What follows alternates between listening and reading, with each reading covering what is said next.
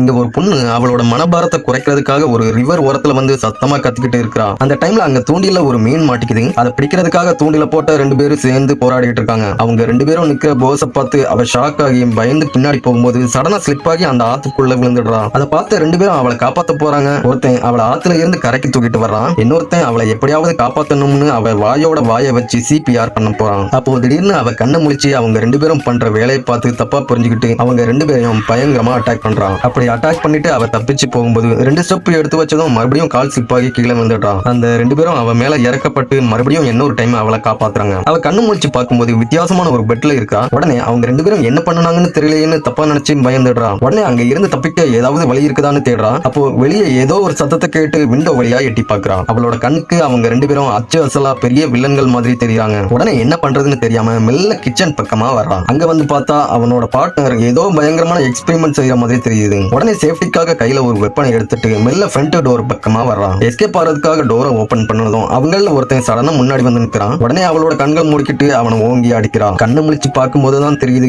அவ அடிச்சது அவனோட தலையில இல்ல டோர் ஃப்ரேம்லன்னு. இவங்க கிட்ட இருந்து தப்பிக்க முடியாதுன்னு அப்படியே ஒரு தூணை பிடிச்சிட்டு அழுதுட்டு இருக்கிறான். ஆனா உண்மையிலேயே அவங்க ரெண்டு பேரும் அவன் மேல இறக்கப்பட்டு அவளுக்காக ஃபுட் ரெடி பண்ணி கொடுக்குறாங்க. அவளுக்காக போலீஸ்லயும் இன்ஃபார்ம் பண்ணி வைப்பாங்க. அதுக்கப்புறம் தான் அவ உண்மை தெரிஞ்சு சிரிச்சுக்கிட்டே அவங்க கிட்ட மன்னிப்பு கேட்கிறான். அப்படியே அவளோட ஃப்ரெண்ட்ஸுக்கு சேஃபா இருக்கிறேன்னு ஒரு மெசேஜ் அனுப்புறான். ஆனா சிக்னல் இல்லாததால அது போகாத விஷயம் அவளுக்கு தெரிஞ்சிருக்காது. அவங்க காப்பாத்தினதுக்காக பதிலுக்கு அவங்க கூட சேர்ந்து ஹெல்ப் பண்ண ஆரம்பிக்கிறான். அவங்க அவளுக்கு ஆணி அடிக்க கத்து கொடுக்குறாங்க. ஆனா அவ அடிக்கிற ஆணி எல்லாம் தப்பாவே போகுது. ஆணி அடிச்சதுக்கு அப்புறமா அவங்க ரெடி பண்ணின ஒரு அலமாரியோட சைஸை டெஸ்ட் பண்றதுக்காக உள்ள போய் படுத்துக்கிறான். அப்போ அவளோட ஃப்ரெண்ட்ஸ் அவளை தேடி அங்க வந்திருக்கிற விஷயம் அவளுக்கு தெரிஞ்சிருக்காது. அவன் சிரிச்சுக்கிட்டே அவ கூட செல்ஃபி எடுத்ததை பார்த்ததும் டெட் பாடி கூட செல்ஃபி எடுக்கிற பெரிய சைக்கோ சீரியல் கில்லரா இருப்பான் போலன்னு அவளோட ஃப்ரெண்ட்ஸும் தப்பா நினைச்சுக்கிறாங்க. உடனே அவனுங்க கோல்ஃப் ஸ்டிக்கை எடுத்துட்டு மெல்ல அவனை அட்டாக் பண்ண வர்றாங்க. சடனா அவன் திரும்பி பார்த்ததும் அவனோட கால் தடுக்கி ஜெனரேட்டர் ஆன் ஆகிருது. அப்போ ஒருத்தன் வேகமா அடிக்க வர்றான். அப்போ கீழே கடந்த கரண்ட் கம்பியில மிதிச்சு அப்படியே ஷாக் அடிச்சு விழுந்துடுறான். அடுத்ததா ஒருத்தன் அடிக்க ஓடி வர்றான். அப்போ ஜெனரேட்டர் கேபிள்ல அவனோட கால் தடுக்கி அப்படியே அந்த அலமாரிக்குள்ள போய் விழுந்துடுறான். அந்த அலமாரிக்குள்ள அவன் முன்னாடி டெஸ்ட் பண்றதுக்காக அடிச்ச ஷார்ப்பான ஆணிகள் இருக்கும். அவன் ஷாக் ஆகி நிக்கிறதுக்குள்ள அவன் ஃப்ரெண்டோட கோல்ஃப் ஸ்டிக் நேரா அவனோட தலையில வந்து விழுந்துருது. அதை பார்த்து பயந்து அவ அப்படியே மயங்கி விழுந்துடுறான். உடனே அவங்க ரெண்டு பேரும் அவளை பெட்ல கொண்டு ரெஸ்ட் எடுக்கிறதுக்காக படுக்க வைக்கிறாங்க. அந்த டைம் போலீஸும் அங்க வந்துருது. ஒரு ஆபீசர் வேகமா கதவை உடைச்சிட்டு உள்ள வர்றாரு. அங்க இருந்த சிச்சுவேஷனை பார்த்துட்டு கடைசியில அங்க வந்த போலீஸும் அவங்கள தப்பா புரிஞ்சுக்கிறாரு.